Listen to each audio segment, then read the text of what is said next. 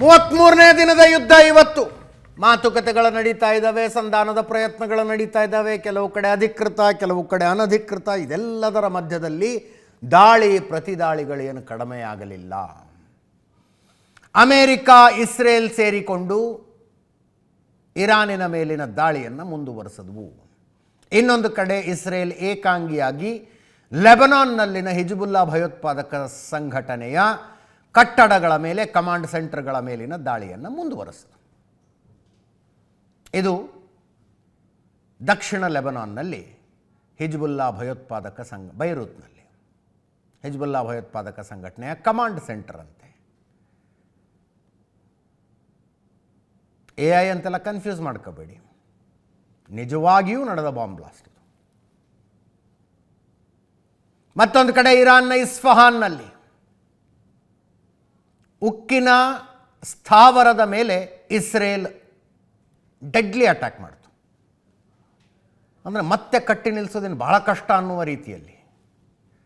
ನೋಡಿ, ಆರಂಭದಲ್ಲಿ IRGC command ಸೆಂಟರ್ಗಳು, military ನೆಲೆಗಳು, ಇರಾನಿನ ಪ್ರಮುಖ ನಾಯಕರುಗಳ ಟಾರ್ಗೆಟ್. ಆಮೇಲೆ ಇರಾನಿನ ಕೈಗಾರಿಕಾ ನೆಲೆಗಳು,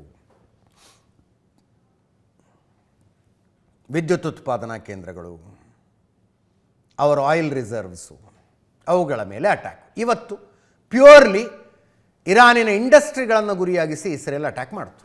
ಇಂಡಸ್ಟ್ರಿಗಳ ಮೇಲೆ.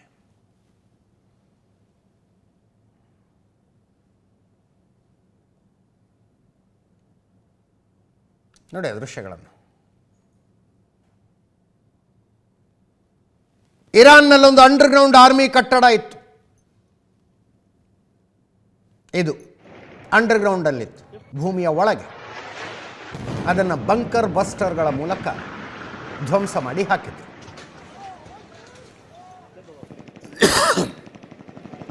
ಟೆಹರಾನಿನ ಮೇಲೆ ಇಸ್ರೇಲಿನ ಏರ್ ಸ್ಟ್ರೈಕ್ನ ದೃಶ್ಯಗಳು. ಟೆಹರಾನ್ ಮೇಲೆ. ಇನ್ನೊಂದು ಕಡೆ ಇರಾನ್ನಿಂದಲೂ ಇದಕ್ಕೆ ಪ್ರತ್ಯುತ್ತರ. ಟೆಲ್ ಅವೀವ್ ಮೇಲೆ ದಾಳಿಗಳ ಸರಣಿ ದಾಳಿಗಳಾದವು. ಕ್ಲಸ್ಟರ್ ಬಾಂಬ್ಗಳ ಬಂದು ಬೀಳ್ತಾ ಇರುವ ದೃಶ್ಯಗಳು ಎಲ್ಲವೂ ಜನವಸತಿ ಪ್ರದೇಶಗಳ ಮೇಲೆ. ಟೆಲ್ ಅವೀವ್ ನಗರ. ಇರಾನ್ ಒಂದು ಕಡೆ ಇಸ್ರೇಲ್ ಮೇಲಿನ ದಾಳಿಯನ್ನು ಮುಂದುವರಿಸಿತು, ಇನ್ನೊಂದು ಕಡೆ ಅಕ್ಕಪಕ್ಕದ ದೇಶಗಳ ಮೇಲಿನ ದಾಳಿ. ಇರಾಕ್ನಲ್ಲಿ ದೊಡ್ಡದೊಂದು ತೈಲ ಸಂಗ್ರಹವನ್ನು, ಎರ್ಬಿಲ್ ತೈಲ ಸಂಗ್ರಹಾಲಯ ಅಂತಿದ್ರು ಅದಕ್ಕೆ, ಆಯಿಲ್ ರಿಸರ್ವ್, ಇರಾನ್ನ ದಾಳಿಗೆ ಹೊತ್ಕೊಂಡು ಉರಿತು ಇರಾಕ್ನಲ್ಲಿ.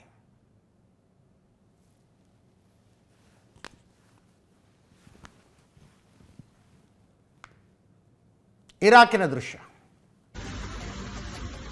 Erbil oil reserve.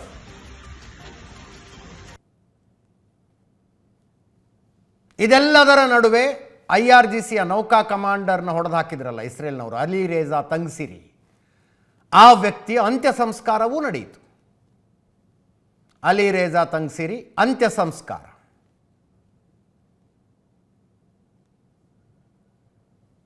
ನೋಡಿ, ಎಷ್ಟೋ ಅಂತ್ಯ ಸಂಸ್ಕಾರದ ಸುದ್ದಿಗಳನ್ನು ನೋಡಿದ್ದೀವಿ ನಾವು ಇರಾನ್ ಒಳಗಡೆಯಿಂದ. ಅಯಾತುಲ್ಲಾ ಖಮೇನಿ ಅಂತ್ಯ ಸಂಸ್ಕಾರ ಸುದ್ದಿನೇ ಇಲ್ಲ ಇನ್ನೂ ತನಕ. ಬಾಡಿ ಎಲ್ಲಿಟ್ಟಿದ್ದಾರೆ, ಹೆಂಗಿಟ್ಟಿದ್ದಾರೆ, ಯಾವಾಗ ಅಂತ್ಯ ಸಂಸ್ಕಾರ ಮಾಡ್ತಾರೆ ಗೊತ್ತೇ ಇಲ್ಲ ಇನ್ನೂ ತನಕ. ಒಂದು ಕಡೆ ಕದನ ವಿರಾಮ ಅಂತ ಇರೋದು, ನಾಳೆ ಘೋಷಣೆನೇ ಮಾಡಿಬಿಡ್ತಾರೆ ಅನ್ನುವ ಚರ್ಚೆ ಇದೆ. ಅದರ ಮಧ್ಯದಲ್ಲಿ ಅಮೇರಿಕದಿಂದ ಸೈನಿಕರು ಇರಾನಿನ ಕಡೆಗೆ ಬರ್ತಾನೇ ಇದ್ದಾರೆ. 2 ಏರ್ಕ್ರಾಫ್ಟ್ ಕ್ಯಾರಿಯರ್ಗಳು ಈಗಾಗಲೇ ಬಂದಿದ್ದಾವೆ. 3ನೇ ಏರ್ಕ್ರಾಫ್ಟ್ ಕ್ಯಾರಿಯರ್ 10,000 ಸೈನಿಕರನ್ನ ಹೊತ್ಕೊಂಡು ಬರ್ತಾ ಇದೆ. 3ನೇ aircraft carrier nuclear aircraft carrier ಇದು. ಅಂದರೆ ಒಳಗಡೆ ಒಂದು ನ್ಯೂಕ್ಲಿಯರ್ ರಿಯಾಕ್ಟರೇ ಕೆಲಸ ಮಾಡ್ತಿರುತ್ತೆ. ಡೀಸೆಲು ಪೆಟ್ರೋಲ್ ಏನೂ ಬೇಕಾಗೋದಿಲ್ಲ. ಒಂದು ಸಲ ಒಂದು ಬಂದರಿನಿಂದ ತಯಾರಾಕೊಂಡು ಹೊರಟ್ರೆ 20-25 ವರ್ಷ ಇದಕ್ಕೆ ಈ ರೀಫ್ಯೂಯಲಿಂಗೇ ಬೇಕಾಗಿಲ್ಲ. ನ್ಯೂಕ್ಲಿಯರ್ ಸಾಮರ್ಥ್ಯದ ಏರ್ಕ್ರಾಫ್ಟ್ ಕ್ಯಾರಿಯರ್ ವರ್ಜಿನಿಯಾ ಬಂದರಿನಿಂದ ಹೊರಟಿದೆ. ಇದರ ಹೆಸರು ಜಾರ್ಜ್ ಬುಷ್ ಏರ್ಕ್ರಾಫ್ಟ್ ಕ್ಯಾರಿಯರ್. 10,000 ಸೈನಿಕರಿದ್ದಾರಂತೆ ಇದರಲ್ಲಿ. ಮೊದಲಿಗೆ ಅಬ್ರಹಂ ಲಿಂಕನ್ ಬಂತು, ಪ್ರಪಂಚದ ಅತಿ ದೊಡ್ಡ ಏರ್ಕ್ರಾಫ್ಟ್ ಕ್ಯಾರಿಯರ್. ಅದಾದ ನಂತರ 3 ದಿನಗಳ ಹಿಂದೆ USS ಟ್ರಿಪೋಲಿ ಬಂತು. ಈಗ ಜಾರ್ಜ್ ಬುಷ್ ಅನ್ನುವ 3ನೇ ಏರ್ಕ್ರಾಫ್ಟ್ ಕ್ಯಾರಿಯರ್ ವರ್ಜೀನಿಯಾ ಬಂದರಿನಿಂದ ಮಧ್ಯಪ್ರಾಚ್ಯದ ಕಡೆ ಹೊರಟಿದೆ. 3ನೇ ಏರ್ಕ್ರಾಫ್ಟ್ ಕ್ಯಾರಿಯರ್. ಸಹಜವಾಗಿ ಅನಿಸುತ್ತೆ, ಕದನ ವಿರಾಮದ ಉದ್ದೇಶವೇ ಇದ್ದರೆ ಇಷ್ಟೊಂದು ಸೈನ್ಯದ ಜಮಾವಣೆ ಆದರೂ ಯಾಕೆ ಅಂತ. ಆವಾಗ ಬರುವ ಉತ್ತರ ಬಹುಶಃ ಇರಾನನ್ನು ಪ್ರೆಷರೈಸ್ ಮಾಡೋದಕ್ಕೆ, ನೀವು ಒಪ್ಕೊಳ್ಳದೆ ಹೋದರೆ ನುಗ್ಗುತ್ತೀವಿ ನೋಡಿ ಅಂತ. 57,000 ಸೈನಿಕರನ್ನು ಈಗಾಗಲೇ ತಂದಿಟ್ಟಿದೆ ಅಮೆರಿಕ. ಅಲ್ಲಿ ಇನ್ನು 10,000 ಸೈನಿಕರು ಈ ಏರ್ಕ್ರಾಫ್ಟ್ ಕ್ಯಾರಿಯರ್ನಲ್ಲಿ ಬರ್ತಾರಂತೆ. ಇದರ ಮಧ್ಯದಲ್ಲಿ ಒಂದು 2-3 ವಾರದಲ್ಲಿ ಯುದ್ಧ ಮುಗಿದು ಹೋಗಿಬಿಡುತ್ತೆ ಅಂತ ಡೊನಾಲ್ಡ್ ಟ್ರಂಪ್ ಹೇಳಿದ್ದು.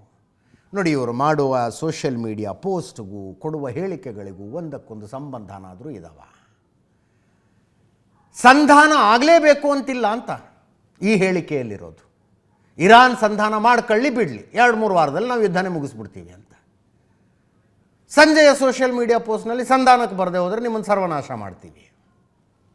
ಸರ್ವನಾಶ ಮಾಡುವ ಉದ್ದೇಶ ಇದೆಯೋ, ಯುದ್ಧದ ಗುರಿ ಈಡೇರಿದೆ, ನಾವು ವಾಪಸ್ ಬರ್ತೀವಿ ಅನ್ನೋದು. ಇರಾನನ್ನು 25-30 ವರ್ಷ ಹಿಂದೆ ತಳ್ಳಿಬಿಟ್ಟಿದ್ದೇವೆ ನಾವು ಅಂತ ಡೊನಾಲ್ಡ್ ಟ್ರಂಪರ ಈ ಹೇಳಿಕೆ. ಇನ್ನೊಂದು ಯಾವುದೋ ಸ್ಟೇಟ್ಮೆಂಟ್ ನೋಡ್ತಾ ಇದ್ದೆ, ಅವರನ್ನು ಶಿಲಾಯುಗಕ್ಕೆ ತಳ್ಳಿಬಿಟ್ಟಿದ್ದೇವೆ ಅಂತಾರೆ. ಸ್ಟೋನ್ ಏಜ್ಗೆ ತಳ್ಳಿಬಿಟ್ಟಿದ್ದೇವೆ ಅವ್ರನ್ನ ಅಂತ. This is Donald Trump. ಒಂದು ವೇಳೆ ನಾಳೆ ಬೆಳಗ್ಗೆ 6:00 ಪ್ರೆಸ್ ಮೀಟ್ನಲ್ಲಿ ನಾವು ವಾಪಸ್ ತಗೋತಾ ಇದ್ದೀವಿ, ಸೇನೆಯನ್ನು ವಾಪಸ್ ಕರೆಸ್ಕೊತೀವಿ ಅಂತ ಘೋಷಣೆ ಮಾಡಿದರೆ ಏನಾಗುತ್ತೆ? ಸಂಜೆ 7ರಿಂದ 8 ಇದನ್ನೇ ಚರ್ಚೆ ಮಾಡ್ತಾ ಇದ್ವಿ ನಾವು. ನಮ್ಮ ವಿಂಗ್ ಕಮಾಂಡರ್ ರಾಜೀವ್ ಒಂದು ಮಾತನ್ನು ಹೇಳಿದ್ರು, ಕರೆಕ್ಟ್ ಅನ್ನಿಸ್ತು ನನಗೆ. ಮುಂಚೆ ಇಂಗ್ಲೆಂಡನ್ನು ಸೂರ್ಯ ಮುಳುಗದ ಸಾಮ್ರಾಜ್ಯ ಅಂತಿದ್ವಿ, ಓದಿದ್ದೀವಿ ನಾವೆಲ್ಲ ಟೆಕ್ಸ್ಟ್ ಬುಕ್ನಲ್ಲಿ. ಸೂರ್ಯ ಮುಳುಗದ ಸಾಮ್ರಾಜ್ಯ ಯಾಕೆ? ಪ್ರಪಂಚದ ತುಂಬ ಅದರ ವಸಾಹತುಗಳು ಹೆಂಗಿದ್ವು ಅಂದರೆ ಎಲ್ಲೋ ಒಂದು ಕಡೆ ಸೂರ್ಯ ಇರ್ತಿದ್ದ. ಸೂರ್ಯ ಮುಳುಗದ ಸಾಮ್ರಾಜ್ಯ ಅದು ಪತನ ಆಗಿದ್ದು ಹೇಗೆ? ಆ ನಾಯಕತ್ವವನ್ನು ಇಂಗ್ಲೆಂಡ್ ಕಳ್ಕೊಂಡಿದ್ದು ಹೆಂಗೆ? 1956ರಲ್ಲಿ ಸೂಯೆಜ್ ಕೆನಾಲ್. ಮೊನ್ನೆ ಬಾಬಲ್ ಮಂದೆ ಬಗ್ಗೆ ಹೇಳುವಾಗ ಸೂಯೆಜ್ ಕೆನಾಲ್ನ ಪ್ರಸ್ತಾಪ ಮಾಡಿದ್ವಿ ನಾವು. ಸೂಯೆಜ್ ಕೆನಾಲ್ ಈಜಿಪ್ತಿನ ಮಧ್ಯದಲ್ಲಿ, ಈಜಿಪ್ಟ್ 191 ಕಿಲೋಮೀಟ್ರ್ ಬರುತ್ತದು. ಅದನ್ನು ಫ್ರೆಂಚ್ ಕಂಪನಿ ನಿರ್ಮಾಣ ಮಾಡಿತ್ತು. ಬೇರೆ ಬೇರೆ ಒಪ್ಪಂದಗಳಿದ್ವು. ಆ ಒಪ್ಪಂದಗಳೆಲ್ಲ ಮುಗಿದಾಗ ಈಜಿಪ್ಟ್ ಅದನ್ನು ನ್ಯಾಷನಲೈಸ್ ಮಾಡ್ತೀವಿ ಅಂತ ಅನೌನ್ಸ್ ಮಾಡ್ತು. ನ್ಯಾಷನಲೈಸ್ ಅಂದರೆ ನಮ್ಮ ದೇಶದ ಮುಂದೆ ಇದು ಅಂತ. ಆವಾಗ ಇಂಗ್ಲೆಂಡ್ನವ್ರು ದಂಡೆತ್ಕೊಂಡು ಬಂದುಬಿಟ್ರು, ಅದೆಂಗೆ ನ್ಯಾಷನಲೈಸ್ ಮಾಡ್ತೀರಿ ನೀವು ಅದನ್ನು ಅಂತ. ಹೀಗೆ ಯುದ್ಧ ಪೀಕ್ನಲ್ಲಿದ್ದಾಗ ಅಮೇರಿಕದವರ ಒತ್ತಡಕ್ಕೆ ಬಿದ್ದು ಅರ್ಧಕ್ಕೆ ಮಿಲಿಟ್ರಿ ವಾಪಸ್ ತಗೊಂಡು ಹೋಗ್ಬಿಟ್ರು ಅವರು. ಮುಗೀತು. ಅವತ್ತಿಗೆ ಇಂಗ್ಲೆಂಡ್ ಸೂಪರ್ ಪವರ್ ಅನ್ನುವ ಪಟ್ಟವನ್ನು ಕಳ್ಕಣ್ತು. ಸೂಪರ್ ಪವರ್ ಆಗಿದ್ದು ಅಮೇರಿಕ 1956ರಲ್ಲಿ. ಈಗ ಒಂದು ವೇಳೆ ಇರಾನ್ನಿಂದ ಇಷ್ಟು ಸಾಕು ನಾವು ವಾಪಸ್ ಹೋಗ್ತೀವಿ ಅಂತ ಅಮೇರಿಕ ಹೇಳಿಬಿಟ್ರೆ 1956ರಲ್ಲಿ ಇಂಗ್ಲೆಂಡಿಗೆ ಆಗಿದ್ದು ಈಗ ಅಮೇರಿಕಕ್ಕಾಗತ್ತೆ. ಪ್ರಪಂಚದ ದೃಷ್ಟಿಯಿಂದ ಒಳ್ಳೆಯದು ಕೂಡ ಹೌದದು. ಸೂಪರ್ ಪವರ್ ಆಗಿ ಉಳಿಯೋದಿಲ್ಲ. ಸಾಕಬೇಕಾಗಿದೆ ಡೊನಾಲ್ಡ್ ಟ್ರಂಪ್ಗೆ ಯುದ್ಧ, ಅಮೇರಿಕಕ್ಕೆ ಸಾಕಬೇಕಾಗಿದೆ. ಮೇಲ್ನೋಟಕ್ಕೆ ಸೂಪರ್ ಪವರ್ ರೀ.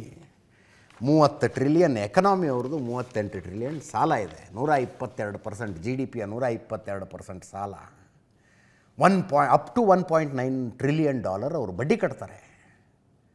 ಇಷ್ಟಾದರೂ ಯಾಕೆ ಸೂಪರ್ ಪವರ್ ಅಂದರೆ ಡಾಲರ್ನ ಶಕ್ತಿ ಅಂತ. ಆ ಪೆಟ್ರೋ ಡಾಲರ್ ಮೊನೋಪೊಲಿ ಒಂದು ಹೋಗಿಬಿಟ್ರೆ ಅಮೇರಿಕ ಮೊಳಕಾಲ ಮೇಲೆ ಕೂತ್ಕೊಂಡು ಗಿಡಗಿಡಾಯಿಸತ್ತೆ ಅಮೇರಿಕ. ಗೊತ್ತಿಲ್ಲ ಡೊನಾಲ್ಡ್ ಟ್ರಂಪ್ ಕಾಲ್ಗುಣದಿಂದ ಅಂಥದ್ದೊಂದು ಪರಿಸ್ಥಿತಿ ಬರುತ್ತೋ ಏನು. ಸಂಜೆ ಮಾಡಿದ ಪೋಸ್ಟ್ನಲ್ಲಿ ಡೊನಾಲ್ಡ್ ಟ್ರಂಪ್ ನೋಡಿ, ಹೇಳಿಕೆಯಲ್ಲಿ ಒಪ್ಪಂದ ಆಗಲೇಬೇಕಂತ ಇಲ್ಲಿ ಏನಿಲ್ಲ ಅಂತ. ಸೋಷಿಯಲ್ ಮೀಡಿಯಾ ಪೋಸ್ಟ್ನಲ್ಲಿ ಒಪ್ಪಂದ ಆಗಬೇಕು ಅಂತಾರೆ. ಇರಾನ್ನ ಹೊಸ ಆಡಳಿತದ ಅಧ್ಯಕ್ಷರು ಕದನ ವಿರಾಮಕ್ಕೆ ಮನವಿ ಮಾಡಿಕೊಂಡಿದ್ದಾರೆ. ಇರಾನ್ನ ಅಧ್ಯಕ್ಷರು ಅಂದರೆ ಮುಜ್ತಬಾ ಖಮೇನಿ, ಇರಾನ್ನ ಅಧ್ಯಕ್ಷರು ಕಡಿಮೆ ಮೂಲಭೂತವಾದಿ ಮತ್ತು ಹೆಚ್ಚು ಬುದ್ಧಿವಂತ.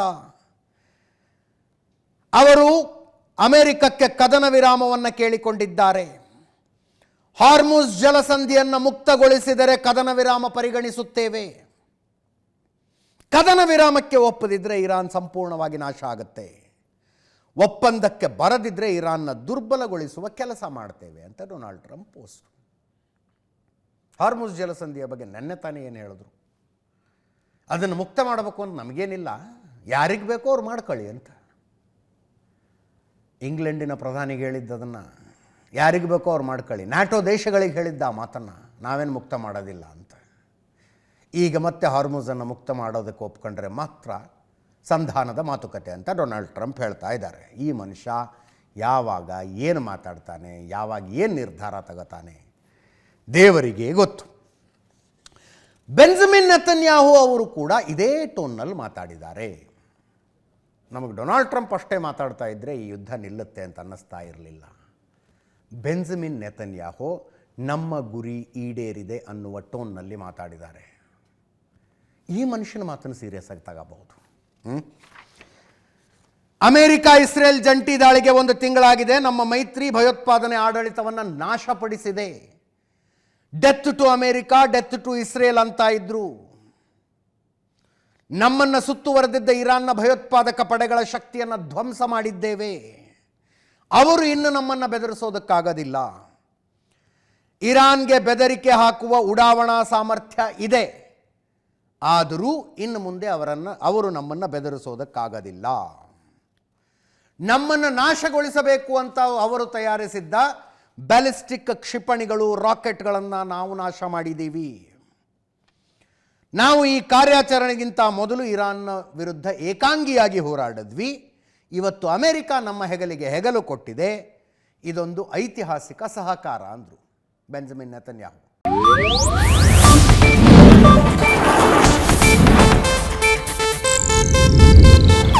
ಇದು ಏಷ್ಯಾನೆಟ್ ನ್ಯೂಸ್ ನೆಟ್ವರ್ಕ್ ಪ್ರಸ್ತುತಿ.